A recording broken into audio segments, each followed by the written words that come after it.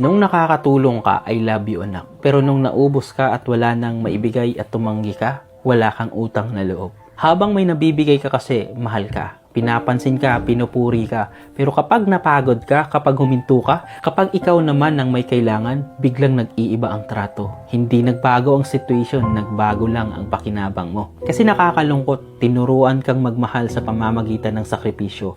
Tinuruan kang maging mabuting anak, mabuting asawa o magulang ba, kapalit ng paglimot sa sarili mo.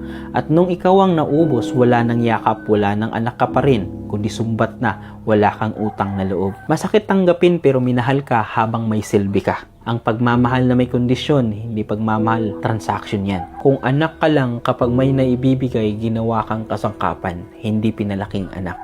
Hindi utang ng anak ang suklian ng pagpapalaki sa pamamagitan ng pag-ubos ng sarili niya. So sana, pwede kang magmahal ng hindi naubos. Pwede kang tumulong ng may hangganan.